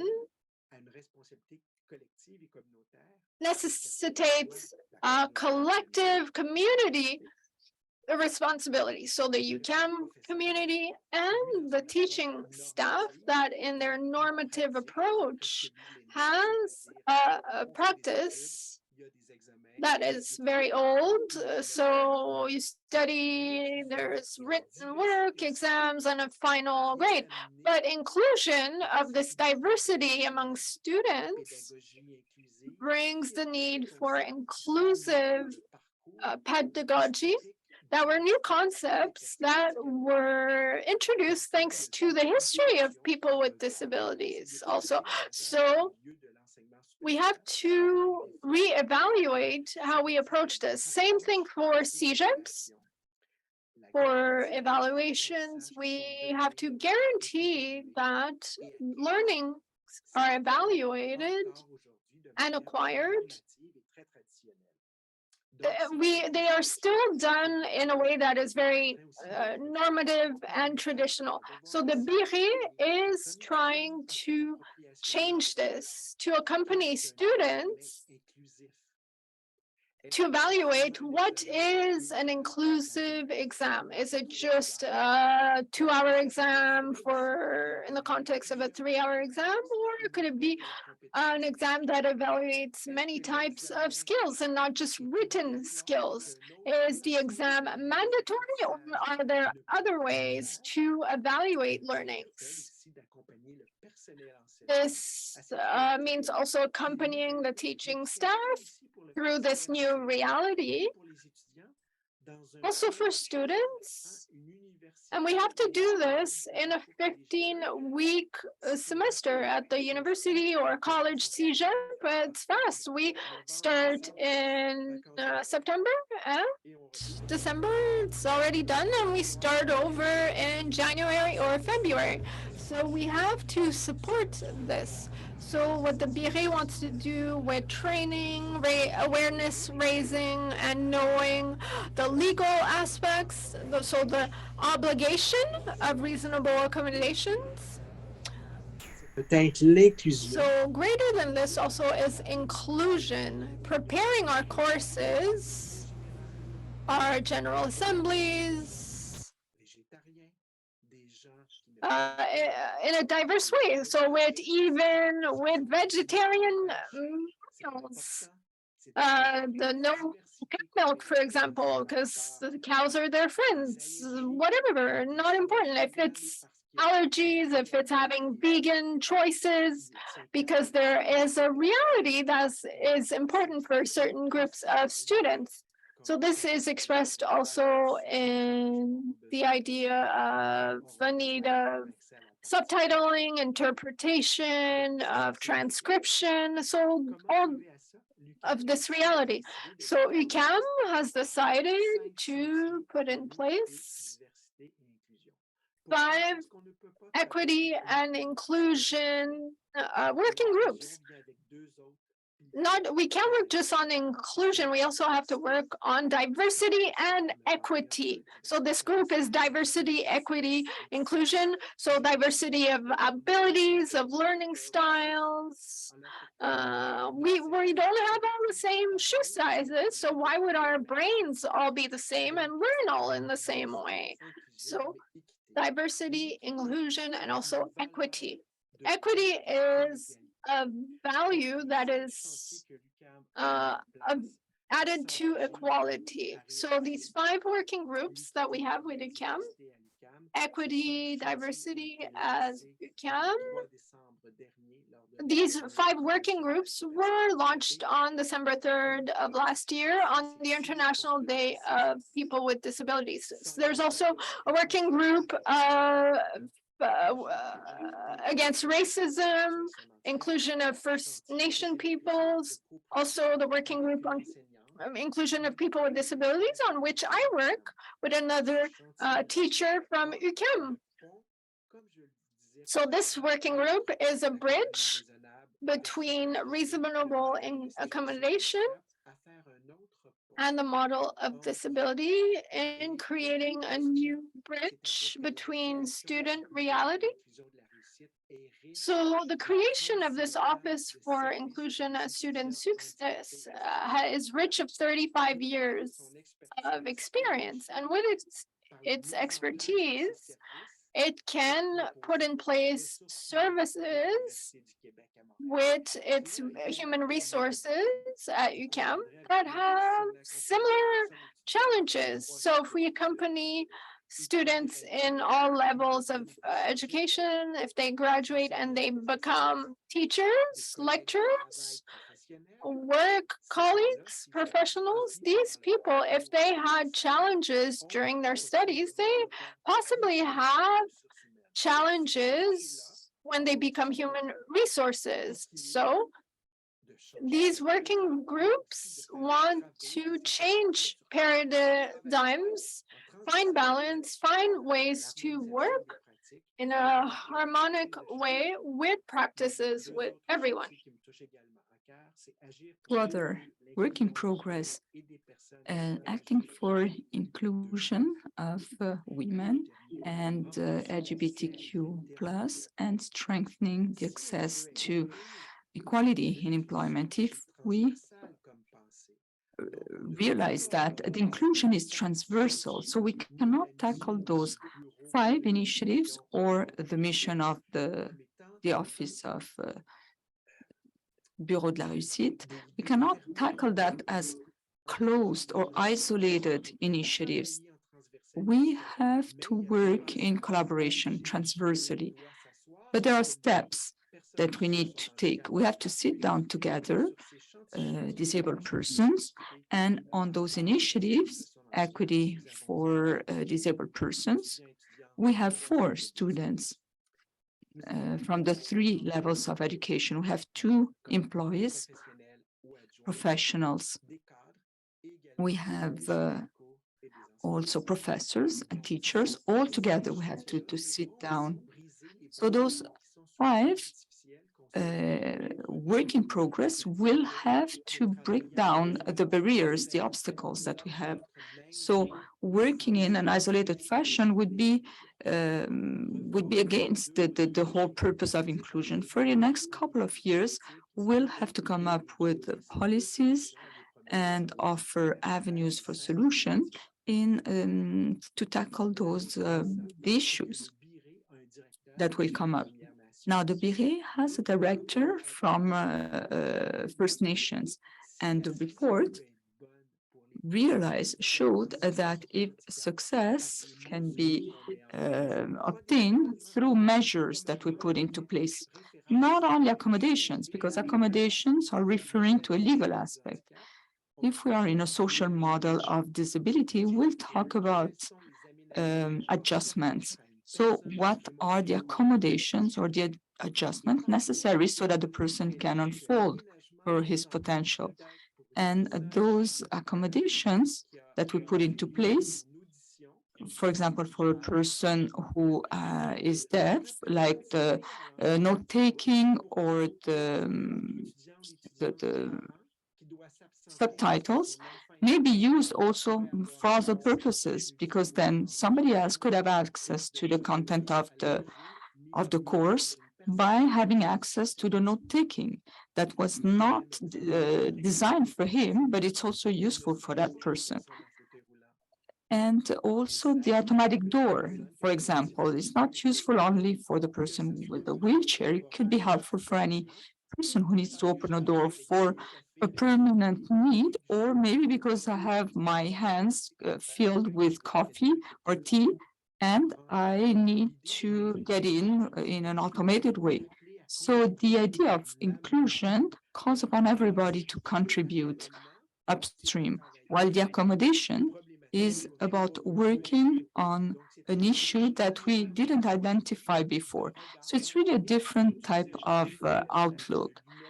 And it's really a different type of lens that we need to adopt as a researcher.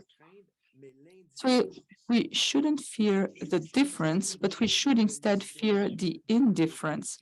And this is really what brings me to the Bureau.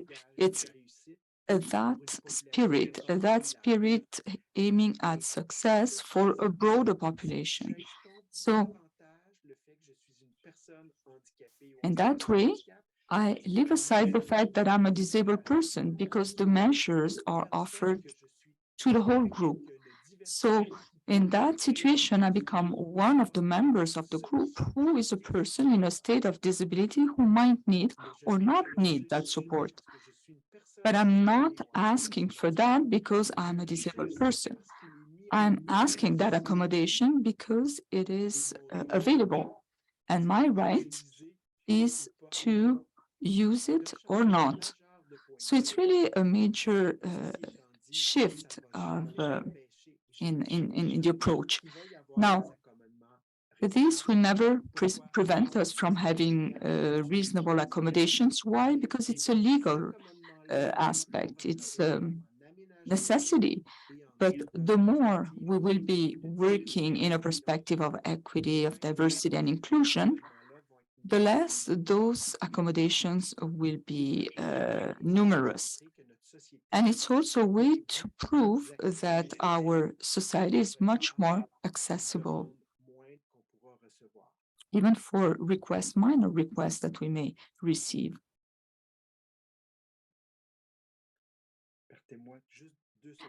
I apologize. I just want to check whether I had the chance to talk about all the things I wanted to share with you today.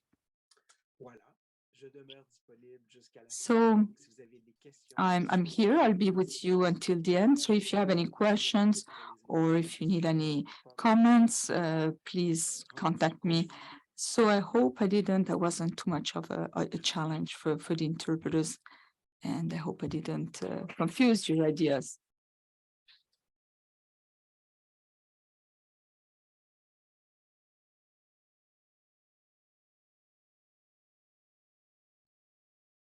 Merci beaucoup, Sylvain.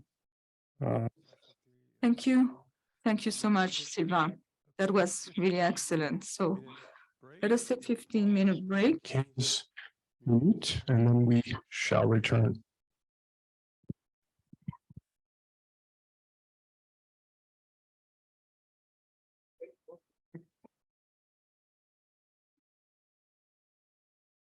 Nous enregistrons cette portion aussi pour informer notre recherche de l'état des écoles. Alan, commencez l'enregistrement, s'il vous plaît. Awesome. So does anyone want to just go for it? Alors, est-ce que quelqu'un aimerait se lancer, Please. s'il vous plaît?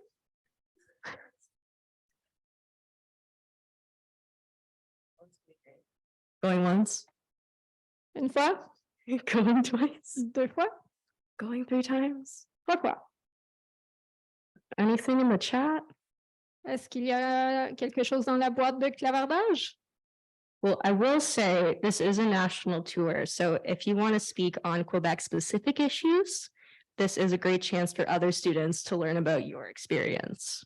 Alors, je dois dire, c'est vraiment une tournée et maintenant, c'est vraiment l'occasion de parler de l'expérience particulière du Québec. C'est vraiment votre occasion de le faire. If no one goes, I'm sacrificing Stacy Casimir. Si personne ne se prononce, je vais sacrifier Stacy Casimir. Sorry, me and Gilda are going to sacrifice Stacy. Gilda et moi allons sacrifier Stacy. This is your chance to save her. Alors, c'est l'occasion de dire une prière.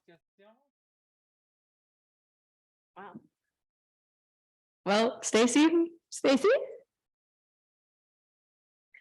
OK, Stacy, oh, anything in the, est-ce qu'il y a quelque chose en ligne? I'm not going to force anyone. Je ne vais pas forcer personne. Mais si Stacy a quelque chose à dire, il faut dire une phrase à la fois pour l'interprète. Okay, well, if there's, oh, Stéphane, Ah, Stéphane? Est-ce que Stéphane va nous sauver?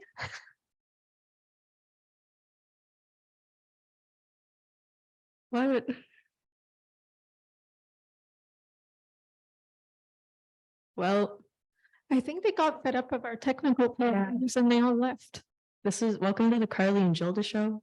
Est-ce qu'ils se sont tannés de nos problèmes techniques et ils ont tous quitté?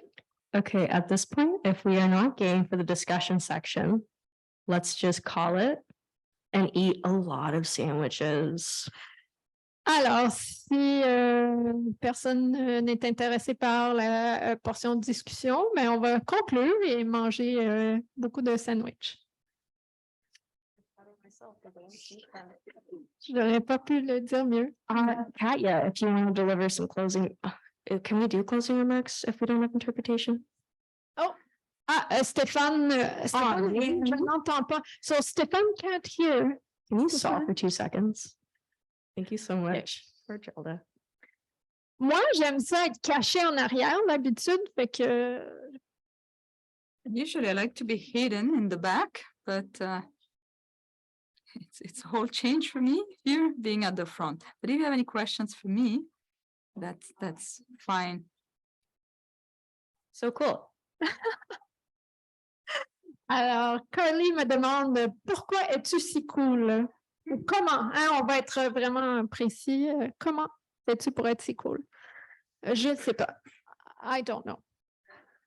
Ouais. With that, we are going to formally close the event. Sur ça, on va conclure l'événement informellement.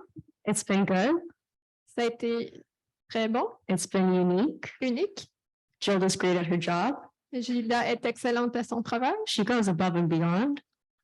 Elle se dépasse. She left the Gilda jail or the interpretation booth for us. Elle a aimé sa cabine que j'ai appelée la Gilda Jail, donc la prison de Gilda. I'm going to stop now. Thank you, everyone, for coming. Merci tout le monde. Thank you.